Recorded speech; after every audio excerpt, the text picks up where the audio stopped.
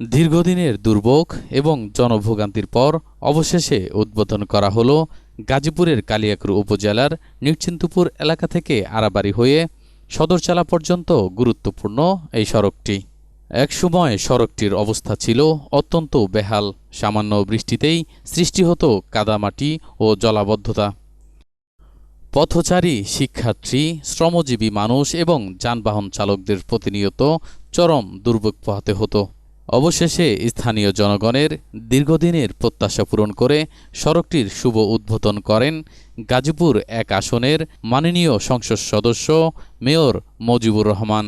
আমরা কখন কি বরাদ্দ পাই সেটা আমি সব সময় আপনাদের মাঝে উপস্থাপন করব।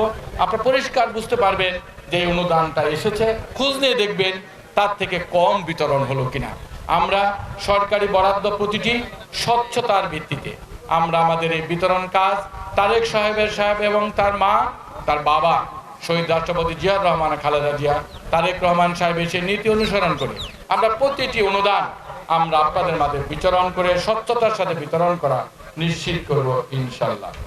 উদ্বোধনী অনুষ্ঠানে উপস্থিত ছিলেন বাংলাদেশ শ্রমিক ফেডারেশনের সেক্রেটারি হুমায়ুন কবির খান, কালিয়াকৈর উপজেলা নির্বাহী কর্মকর্তা ফখরুল হোসাইন, মৌচাক ইউনিয়ন পরিষদের ভারপ্রাপ্ত চেয়ারম্যান আরিফুল ইসলাম আরিফ, ৬ নং ওয়ার্ড ইউপি সদস্য ফখরুল ইসলাম সহ এলাকার গণ্যমান্য ব্যক্তিবর্গ, রাজনৈতিক নেতৃবৃন্দ এবং স্থানীয় বাসিন্দারা।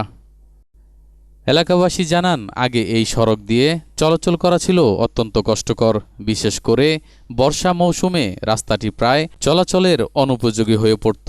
বর্তমানে সড়কটির উন্নয়নের ফলে যাতায়াত অনেক সহজ ও নিরাপদ হবে। এতে শিক্ষা, স্বাস্থ্যসেবা, ব্যবসা বাণিজ্য ও স্থানীয় অর্থনীতিতে ইতিবাচক প্রভাব পড়বে বলে তারা আশা প্রকাশ করেন।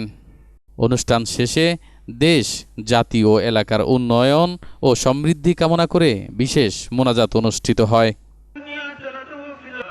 সোহেল রানা, তালাশ টিভি, গাজীপুর।